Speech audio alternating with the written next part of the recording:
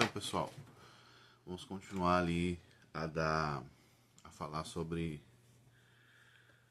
os pontos de vista sobre natureza, né, das coisas, a essência delas, né, o ser das coisas, vamos dizer assim, e causalidade na visão dos filósofos, né? Como a gente estava examinando cada filósofo. Nós temos então, logo depois de Demócrito, logo depois ali dos filósofos atomistas, nós vamos ter Sócrates, ou contemporâneo, melhor dizendo, né? Nós vamos examinar a visão dele. Sócrates, então, quem foi? Ele foi um filósofo grego. Ele também participou de uma guerra, né? Então, ele foi não só filósofo, ele foi um soldado. Ele... Algumas coisas que a gente pode falar sobre Sócrates: ele era casado, tinha filhos. Então ele era um cidadão de Atenas, vamos dizer assim, isso pelo que os discípulos dele escrevem, né? Platão e Xenofante. E ele, na introdução da história dele, nós vemos que Sócrates, então, ele vai até o templo de Apolo e lá em Delfos, né? Ele pergunta, ele vai fazer indagação sobre a sabedoria. E lá ele recebe uma resposta do deus pagão, né? Do deus Apolo, através da sacerdotisa, que ele era o homem mais sábio da Grécia. Né? Ele era o homem mais sábio da Grécia. Então, ele sai em busca, fica perturbado com essa afirmação, e sai em busca de sabedoria. Em busca de sabedoria. Né? Não se considerava ele próprio um homem mais sábio da Grécia. Né? Então ele vai em busca de sabedoria e motivado também em deixar os jovens de Atenas e da Grécia pessoas mais, como eu vou dizer, eticamente melhores, epistemologicamente melhores, e melhorar a sociedade. Ele começa a indagar pessoas na rua, fazendo a sua dialética. Ele se torna um personagem conhecido. Né? Então ele, vamos dizer assim, ele perturbou muita gente na Grécia. Né? O cidadão de Atenas estava passando na rua, o Sócrates vinha e perturbava ele publicamente. Então, ele não tinha problema em fazer essa dialética dele, a dialética socrática, né? Que começar uma conversação em busca da verdade. E também a maiêutica. A maiêutica daí, ela é a arte de conceber ideias, de dar luz a novas ideias, através de pensamento dialético também. Né? Então você tem em Sócrates isso. Então ele parava ali, muitas vezes os jovens, ou não só os jovens, né? Os jovens que seguiam muito ele, mas todo tipo de pessoa, artistas, pessoas de alto poder aquisitivo. Né? Você tem mestres de escravos, que era muito comum. Né? E até retóricos, né? Como Diógenes, outras pessoas assim. E ele começa então a fazer a sua dialética, ele começa a... Você está certo disso, né? Basicamente. Como por exemplo na obra dele na obra dele, quando o jovem ele vai falar sobre Eutrífon, né? Quando ele vai falar sobre o que é justiça, ele pergunta para ele: onde é que tá indo? Eu tô indo lá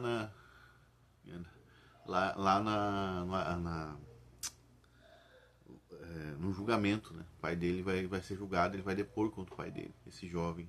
E tu, Sócrates? Não, eu tô indo lá porque eu fui chamado aqui pela justiça, né? Sócrates tinha sido chamado lá para ser julgado por ele ter corrompido a juventude com a sua filosofia. E então ele começa a falar que vai condenar o pai dele e tal. E Sócrates então pergunta o que é justiça. E a justiça é aquilo que os deuses querem, né?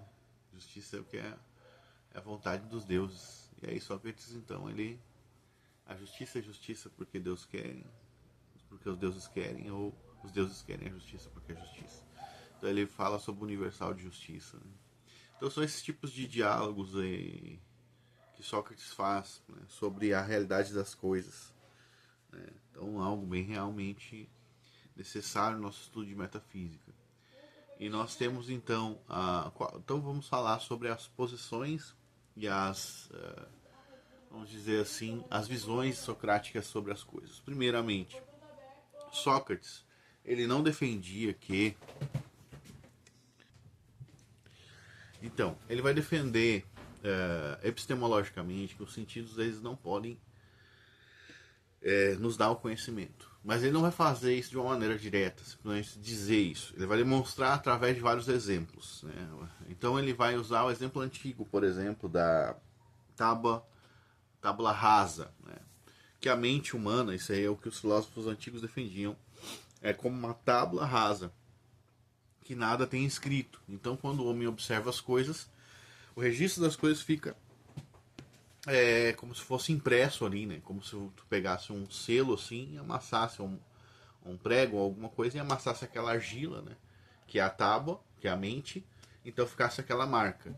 Essa é uma coisa, concepção antiga, não vem de Aristóteles, né? Sócrates está citando pensamentos antigos lá na Grécia. Então, alguns filósofos acreditavam já naquela época na ideia de tábua rasa, que é um empirismo, né?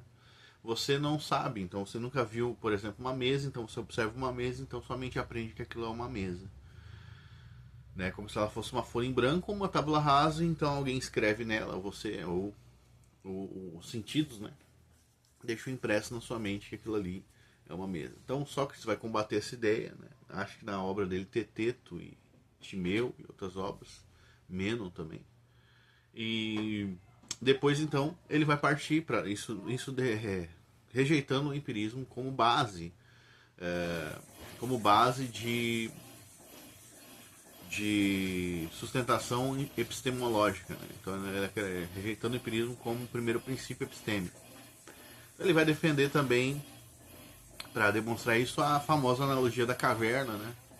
Então eu vou resumir, porque alguns podem não conhecer. Então é como se nós, os seres humanos, estivéssemos numa caverna, virados de costa para a entrada. Então tem uma caverna, você está no fundo, de costa para a entrada da caverna. A luz vem por trás de ti e essa luz bate na parede. Então tu começa a ver alguns objetos que seriam causados ali por outros homens que estão um pouco mais no meio da caverna. Então você acredita, se você vivesse nessa caverna a vida inteira, obviamente, não explorasse lá de fora, que essas é como se o homem acreditasse que essas sombras seriam verdade, seriam os objetos reais, entendeu? Mas não, elas são apenas um reflexo, né? Vamos dizer assim, né? Na verdade não reflexo, mas sombras de objetos que estão um pouco mais adiante. Então, depois, saindo dessa parte da caverna, a pessoa vai então para a segunda parte, onde ela vai encontrar aquelas pessoas que estavam fazendo as sombras. Mas ainda assim, você está ainda dentro da caverna. Então ela vai saindo. Quando ela sai da caverna, ela vê o sol, ela vê as coisas, os objetos como eles realmente são. O que Sócrates quis dizer? Que aqui no mundo físico é como se a gente estivesse numa caverna. E sem a arte de dialética, sem a arte de raciocinar, a gente continua vendo apenas as coisas, as sombras das coisas, e não a realidade delas.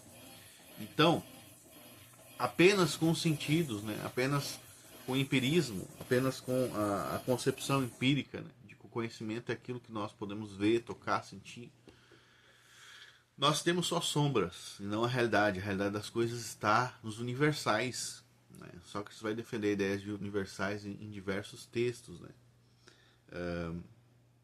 O que seriam os universais? Os universais são as coisas que são invisíveis. Né? Então, vou dar um exemplo aqui. Eles perguntam para Sócrates, eles falam para Sócrates, tem Hípias, que é um artista grego, ele fala para Sócrates que ele vai falar sobre o belo na sua poesia.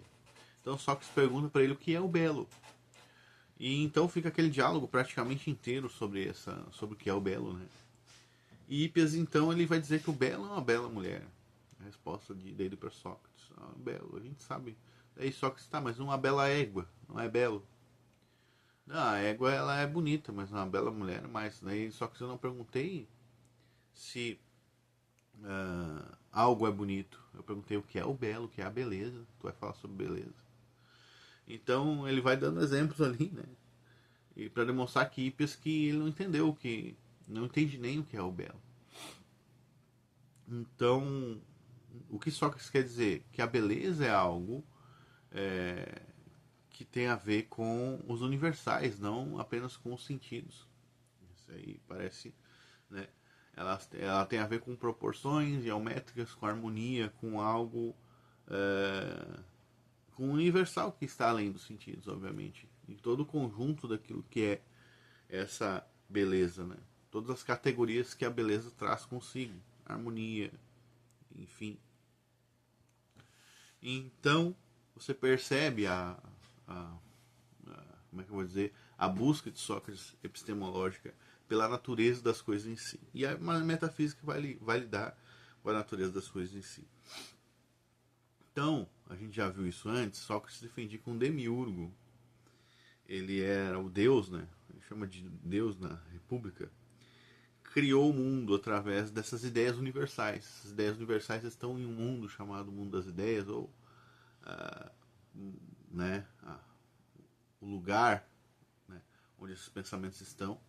E esse Demiurgo pegou essas ideias e começou a fazer as coisas físicas através dessas ideias. Como um homem que tem, né, começa a ler um livro, um manual, então, aprendendo o que são aquelas coisas e começa a fazer. Né?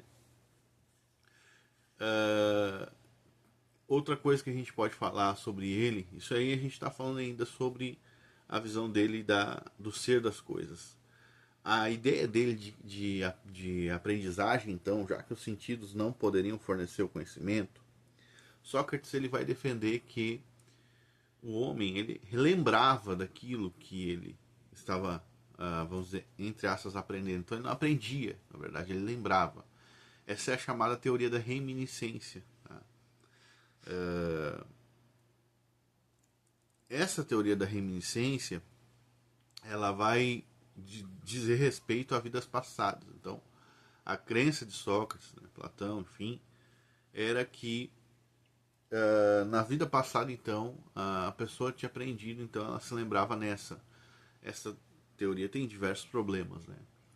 Para Sócrates, quando a pessoa ia reencarnar lá no Hades lá, ela tinha que passar por um deserto. E nesse deserto tem um rio chamado Rio Lete. Esse rio, quanto mais água você toma, mais você se esquece das coisas da sua vida passada. Então, para você passar o deserto, você tem que tomar esse rio. E para Sócrates, os filósofos são os que menos tomaram as águas do rio Leto, né? Do rio Lete. Então, por isso que eles têm mais conhecimento que os outros. Né? Então, basicamente é assim. Essa teoria, obviamente, tem vários problemas, né? Ela tem um problema, por exemplo, se a pessoa aprendeu na vida passada, quando ela aprendeu e como ela aprendeu. Essa é a resposta epistemológica. Né?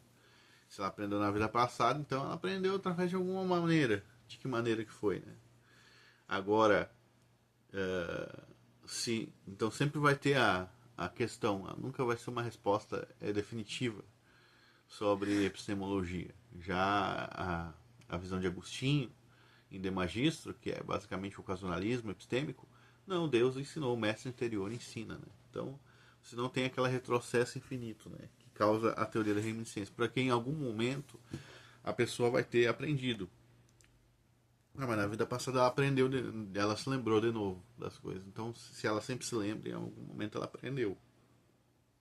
E então, nesse momento que ela aprendeu, a gente sabe como que o ser humano aprende as coisas. Então, é necessário fazer uma investigação contínua. Nunca vai ser uma resposta definitiva.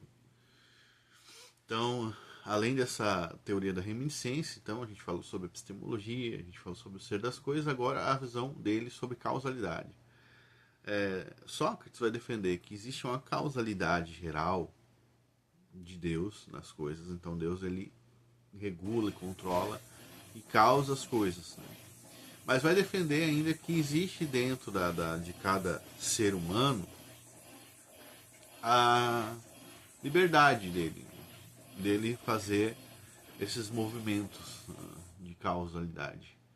Então, embora ele defenda uma providência, uma doutrina da providência, né, dele próprio, ele não vai defender um determinismo exaustivo. Né? Se você perceber na ideia dele de providência, ele vai concordar muito com Zenão e Parmênides, mas ele também vai discordar, ele vai falar sobre o movimento das coisas. Então ele não vai negar o movimento das coisas, né?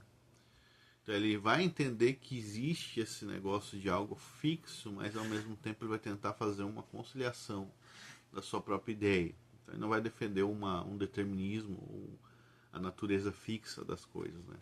Sócrates.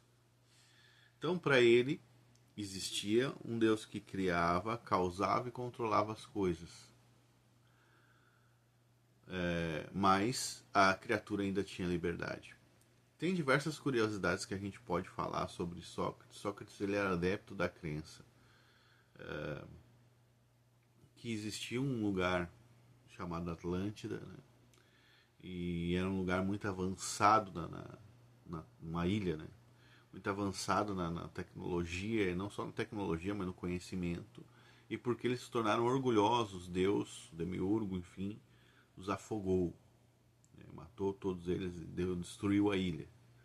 Por causa do orgulho. Isso ele vai falar em Timeu, na obra Timeu. Ele também estudou os pitagóricos. Provavelmente foi iniciado em uma sociedade de, vamos dizer assim, ocultista, no Egito.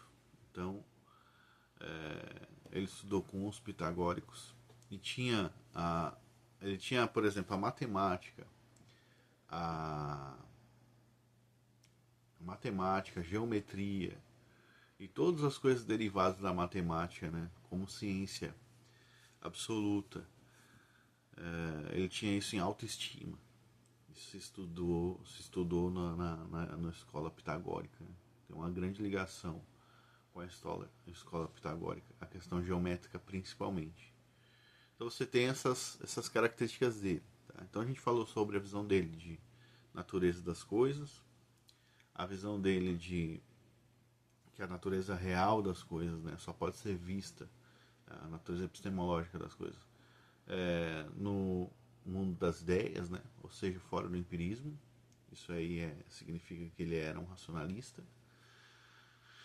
que as coisas foram criadas ou dadas formas pelo Demiurgo a partir do mundo das ideias, né? E nós vemos também a teoria da reminiscência dele. Então nós basicamente concluímos o pensamento de Sócrates. Quando a gente vai falar de Xenofante ou de Platão, a gente vai falar necessariamente de Sócrates. Eles são discípulos de Sócrates. Até o próprio Aristóteles chegou a aprender com Sócrates, né? Então Platão é basicamente Sócrates, o pensamento dele. Obviamente tem muitas coisas dele. Então, com talvez algumas divergências. Por exemplo, eu digo isso porque se você pega, por exemplo, o livro A República, de Platão, onde Sócrates é o personagem, então ele fala sobre como deveria ser a república. Na defesa de Sócrates ali, a república ela deveria ser governada pelos reis filósofos, que seriam os grandes pensadores da república. Depois, em segundo lugar, viriam os guerreiros ou soldados da república, que seriam a segunda linha de controle. Então você tem uma hierarquia. Tá? Os reis filósofos seriam como se fossem reis mesmo. Né? E depois, em último lugar, você tem o povo, né? Trabalhador ali, enfim. Então você tem essas três bases, basicamente. Lá no topo da pirâmide você tem os reis filósofos, que controlam as coisas. Depois você tem os guerreiros, né? O exército, e por último você tem o povo. Sócrates ele rejeitava o governo democrático como sendo uma resposta. Ele chama a democracia de governo dos tiranos. Tá? Ele rejeitava diversas coisas que hoje é comum, mas ao mesmo tempo o pensamento dele era bem comum. Por exemplo, na defesa da República, ele disse que os filhos eles seriam propriedades do Estado. Então, por exemplo, você teria filhos com quem você quisesse. A ideia de família é destruída na República, né? Então você tem ali aquelas pessoas ali tendo os filhos e o Estado criando eles e decidindo para qual parte das caças ele vai, ou para os pensadores, ou para a guerra, ou para ali continuar com o povo ali plantando e fazendo essas coisas aí. Isso lembra bastante até, você pega ali aquele filme que tem as casas, né? Você tem erudição, você tem, como é que é o nome das casas? Divergente, né? Esse filme aí. Então você tem essa, tipo, você percebe que nada se perde, nada se cria, tudo se transforma nesse sentido de resgate de ideias, né? Então basicamente era isso. Os ex-filósofos controlavam tudo, seus filhos eram propriedade do Estado ia decidir para onde que eles vão, qual casa ou qual linha de pensamento eles iriam seguir. Já quando você lê as obras de Platão, isso Platão escreve, né? A República, que é uma obra baseada no pensamento de Sócrates, ele vai chegar no livro As Leis e Epínomes, as leis, né? E ele vai demonstrar que a família é necessária, né? Então ele vai mudar essa ideia. Então, a ideia original de Sócrates, porque a República é um livro escrito pouco antes de Sócrates morrer, é que vamos dizer assim, a sociedade, ou não sociedade, o Estado deveria cuidar dos filhos. Já Platão, no livro As Leis, ele vai dizer, não, a gente não pode mexer nisso, a família que deve cuidar, isso vai dar muito tumulto, dá muita incomodação na sociedade. Então o pensamento dele, ele tem distâncias de Sócrates, né? Nesses escritos dele você pode perceber, os escritos dele mais velho, né? os escritos dele mais maduro, você vai perceber que ele muda diversas ideias, por exemplo, originalmente, né, de Sócrates. Né? Você tem também a questão das categorias também, que começa a aparecer nos escritos de Platão, que é uma coisa dele. Inclusive tem uma brincadeira de Diógenes pegando uma galinha e mostrando, aqui o homem de Platão. Por quê? Porque Platão disse que o homem era um animal bípede. Um animal bípede. Então, categorizando o que é um homem, né, dando a aula, e no meio da aula, então, Diógenes pega uma galinha, aqui o homem de Platão, né, para brincar. Mas ali ele não terminou todas as categorias, né, um bípede, sem penas, enfim, vai categorizando. Essa ideia de categorias, você vê também Aristóteles. Né? Então as pessoas pensam, Aristóteles começou com esse negócio de categorizar, né, as coisas. Não, você vê nas obras de Platão também. Então, Aristóteles foi aluno de Platão. Então você percebe que não é algo exclusivamente de Platão, vamos dizer assim, ou de Aristóteles, algumas coisas. Já se a gente pegar Xenofante, ele vai ir para o lado mais, vamos dizer assim, muitas vezes passional de Sócrates, né? Ou do ensino mais subjetivo, por exemplo. Você tem ele como uma pessoa muito justa, você tem ele como um pensador muito humilde. Né? É nos escritos de Xenofante que Sócrates solta a famosa frase, né? Só sei que nada sei, que é né? Então você tem essa ideia. Né? A linha de pensamento dele pode ser muito parecida com a de Sócrates, nem tanto quanto Platão. E depois você tem Aristóteles, que a gente vai começar a falar sobre ele logo em seguida. Então, quando a gente começa a falar sobre Aristóteles, né, nós devemos entender que ele foi, como a gente já disse, discípulo de Sócrates, de Platão, inclusive. Ele foi hoje ainda um dos maiores nomes na história da filosofia. Ele defendia a ideia de que a mente é uma tábua rasa, então ele volta àquela ideia descartada por Sócrates de que a mente é que nem uma tábua rasa ou uma folha em branco, né? Que ao observar você aprende, então ele volta de novo a essa ideia, que é basicamente o que nós chamamos de empirismo, né? Que a pessoa aprende pelos sentidos. Essa teoria do conhecimento, a teoria do conhecimento de Aristóteles, eles vão chamar de ilemorfismo, tá? Mas basicamente é empirismo, como a gente chama de empirismo. A ideia de uma folha em branco, de uma tábua rasa, de uma aprendizagem através dos sentidos. Isso tudo é empirismo. Aristóteles vai defender, além do empirismo, uma metafísica baseada nos sentidos. Né? Então ele vai observar os céus, por exemplo, se movimentando, os planetas se movimentando, vai observar as coisas, né, quando são ou empurradas ou movidas por outra. Ele vai trazer a ideia da teoria das quatro causas, onde você tem o escultor de uma estátua esculpindo ela. Né? Você tem a causa formal, você tem as quatro causas de Aristóteles que a gente vai adentrar detalhadamente. Daí você tem ali essa toda a ideia dele de causalidade, tá? Ela é baseada nos sentidos. Tá? Você tem a ideia, por exemplo, de mundos possíveis que surgem em Aristóteles. Né?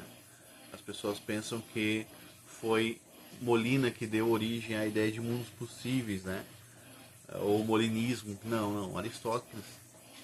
E essa visão dos mundos possíveis, ela só vem através da experiência humana. Não é possível fazer essa filosofia aí através de uma concepção já dada de metafísica ou de epistemologia. Eu vou dar um exemplo aqui. Então Aristóteles vai dizer assim, ele quer saber se, eu já disse, né, se a proposição haverá guerra amanhã é verdadeira ou não. Então ele vai filosofar sobre isso. Né? A pessoa vai dizer, não, é verdadeira se de fato tem alguma guerra marcada para amanhã. Tá, mas e se amanhã acontecer uma tempestade e não houver guerra, ou alguns dos líderes ali decidir fazer um acordo, enfim. Então a proposição, haverá guerra amanhã, ela depende do mundo de possibilidades. Né? Isso é lógica modal, né? Entra dentro da questão da lógica modal também. A lógica modal vai trabalhar isso.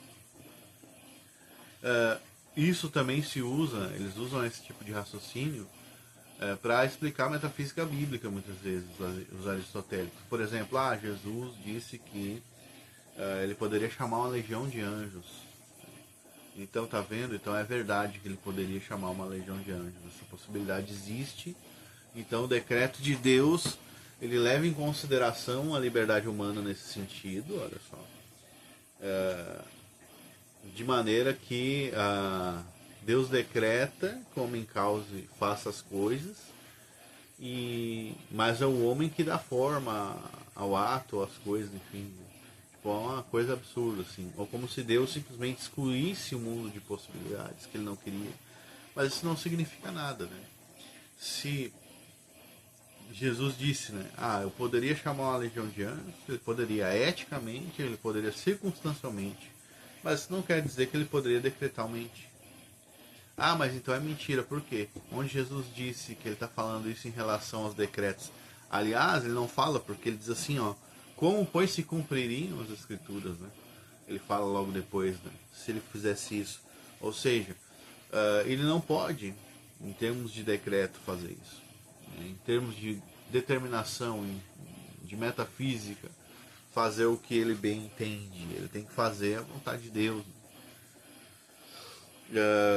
Sempre nós vamos fazer a vontade de Deus em termos de decreto. Então, os aristotélicos eles vão usar essas concepções, essas ideias de possibilidade, né, para tentar trazer para dentro da Bíblia, para trazer uma interpretação. Eles fazem, por exemplo, na pergunta de Davi, lá para Deus, né, na questão de Keila, os homens de Keila me entregarão. Se fizer assim, assado, sim. Então eles usam isso para demonstrar ou para dar a entender que existe um mundo de possibilidades e que o homem tem alguma liberdade em relação ao decreto de Deus, mas não, é só a relação do homem com a circunstância em que ele está. E Deus se comunicando de maneira imanente com Davi e Jesus falando de maneira imanente com os discípulos, né? Ou seja, dentro das circunstâncias, dentro da minha humanidade, eu poderia orar, eticamente falando, e Deus mandaria uma legião de anjos para cá. Mas isso não está falando em questão de decreto, né? Já está decretado que ele vai para a cruz. Ele não está falando em questão de metafísica, que Deus não estaria controlando ele ao fazer isso. Se eu fizesse isso, então Deus não estaria me determinando as minhas ações. Não, Deus nunca diz isso. A mesma coisa Davi. Deus nunca diz para Davi, olha, os homens de Keila te entregarão se fizer isso, se fizer aquilo, mas eu não causo isso. Não, entendeu? É totalmente herético e totalmente falacioso dizer que porque existe uma análise modal das coisas, então as coisas não estão determinadas. Mas voltando, então, Aristóteles vai dar essa ideia dos mundos possíveis aí. Ele vai trazer a ideia da teoria das quatro causas, que nós vamos falar pormenorizadamente um pouco. E a ideia do primeiro motor imóvel. Né? Na verdade, nos céus, na obra Del Cielo, você vai ver que Aristóteles não acreditava em apenas um primeiro motor imóvel, mas se eu não me engano era 7. Eram mais do que um primeiro motor. Né? Que eram motores imóveis que moviam toda a realidade ou as coisas. Né? Então ele retrocedia até esse primeiro motor, esses primeiros motores, e eles causavam o movimento das coisas. Onde Aquino vai tentar transportar o primeiro motor imóvel para Deus depois, né? Mas não é assim que a Bíblia revela. Né? Deus simplesmente como o primeiro motor ou aquele que dá o movimento das coisas. É muito interessante falar que no deísmo, né, Deus ele simplesmente deu corda no mundo, simplesmente colocou ele em movimento. Então o mundo ele faz as coisas que naturalmente são feitas para ele fazer, como um relógio, né? O relógio vai funcionando com a pilha ali, o relojoeiro fez ele vai simplesmente seguindo a sua natureza e fazendo. Basicamente essa ideia também pode ser encontrada, né? A ideia de primeiro motor, né? Ou Deus só como autor do movimento, o primeiro movimento, ou então autor da energização, né? Que ele dá a energia para a criatura, ela é como se fosse um objeto que Deus move ela, e ela causa o seu próprio movimento. Né? Como se Deus tivesse dado a corda ali, ou continuamente dando energia, a criatura vai fazendo a coisa que ela mesma faz por sua natureza. Isso é obviamente um pensamento bem parecido com o deísmo. Né?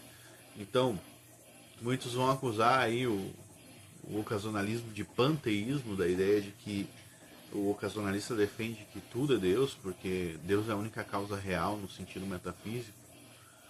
Então, o ocasionalista é panteísta, eles vão dizer. Né? Então a gente pode dizer que eles são deístas também. Né? Deus é o carinha que deu a corda no mundo, dá energia ao mundo ali, e o mundo se vire e age ali como ele bem entende. Isso é deísmo, a gente pode falar. Isso é bem mais próximo do deísmo do que o ocasionalismo é de panteísmo. Mas enfim. Então, continuando ali sobre a posição dele, ele vai falar, ele tem diversas obras, né? Ele vai falar sobre as categorias das coisas, ele vai falar sobre ética, Aristóteles, né? Ele vai falar sobre a questão do primeiro motor ali, né? Onde ele vai dizer que é necessário que haja um primeiro motor não movido, porque senão isso vai retroceder até o infinito. Né? Ele também vai basear toda a metafísica dele na experiência dele de movimento. Então ele tem um livro A Física, né, de Aristóteles, onde ele vai falar sobre o movimento das coisas, e Metafísica, onde ele vai partir do movimento das coisas para explicar como elas são movidas. Né? Então a epistemologia dele é toda empírica, como eu disse, né? Ele defendia uma tábula rasa, até coisa que até o próprio Platão rejeita, né? O próprio Sócrates rejeita, ele volta a defender, que é uma ideia que não é dele, uma ideia antiga já, não é uma ideia original de Aristóteles. Né? Na minha teologia sistemática eu tenho ali, acho que é Demócrito falando, enfim, e também nas obras de Platão você tem ele falando já que era uma coisa antiga, né? Que a mente humana era como uma argila fresca e a experiência era como se imprimisse coisas nessa argila. Isso é tábula rasa. Então você tem tudo isso na ideia de Aristóteles, né? Todo esse conceito. A ética dele então é uma ética realmente pragmática. Como eu disse em outros vídeos, em outros lugares, Aristóteles ele é basicamente o pai do pragmatismo. O que é o pragmatismo? A verdade é aquilo que nos dá resultados práticos. Não apenas algo que eu possa só conceber, ou só imaginar, ou só pensar. Ela tem que me dar resultados práticos. Que também é o pai do utilitarismo, que é a ideia, né? Esse ato ele tem que causar o bem para o maior número de pessoas e um mal para o mínimo número de pessoas. Ou não causar dor, ou causar alegria, né, para X pessoas. Esse tipo de pensamento que dá origem por exemplo, a ética da LGBT, enfim, né? Porque basicamente, eu não estou fazendo mal para ninguém, eu estou sendo feliz, então eu posso fazer. É o pensamento do mundo, né? O pensamento ímpio. Mas é o tipo de pensamento que ele dá origem, então. Esse pensamento também você vai encontrar em Epicuro, vai encontrar o pragmatismo. Claro que ele não vai chegar a defender diretamente, né? Eu estou falando que o pragmatismo ele vai cair dentro de um utilitarismo, por necessidade lógica. O utilitarismo de Epicuro é muito mais próximo da ideia, né, antinatural de homossexualidade e outras coisas que o próprio Aristóteles. Enfim, basicamente é isso que eu teria que falar sobre os filósofos ali. Platão, Sócrates, Platão, Xenofante e Aristóteles. Tá? Sobre a teoria das 4 causas eu vou falar agora. Então, na teoria das 4 causas de Aristóteles, a gente tem a causa material, que se refere à substância daquilo, né? Então vamos pegar aqui a ideia que eu estava falando ali, sobre alguém fazendo, um escultor fazendo uma estátua. A causa material é o que compõe essa estátua, que seria ali a pedra que ele vai moldar essa estátua. Depois tem a causa formal, que seria a estrutura que define a estátua, ou seja, o desenho da estátua. Essa é a causa formal, né? Então, por exemplo, ali, a estrutura é a causa formal. Aquilo que dá a forma. Obviamente, a estrutura vem da mente de quem? Do escultor. Então, o escultor ele vai dar a causa formal da estátua. E a causa eficiente, por exemplo, é o que realmente faz com que dá forma, né? Com que realmente produz essa estátua ser uma estátua, que seria também o escultor, né? Então a causa formal seria a ideia de uma estátua, a ideia da estátua em si, e a causa eficiente o próprio escultor que coloca energia ali. E a causa final o propósito dessa escultura, né? Que é representar alguém. Então a causa final é essa. Essa teoria das 4 causas, ela é totalmente empírica. Ela é baseada na experiência, a experiência humana, para explicar metafísica, né? Ela não nos ajuda em basicamente nada sobre explicação metafísica. Ela é uma descrição. Tudo que a gente tem no empirismo, eu já disse isso várias vezes, é só uma descrição dos eventos e não uma explicação metafísica, né? Então a explicação seria, Deus é aquele que está efetivamente fazendo as coisas serem o que são, né? Então ele realmente é a causa eficaz da natureza dos seres, boas ou más, como Paulo fala em Romanos 9.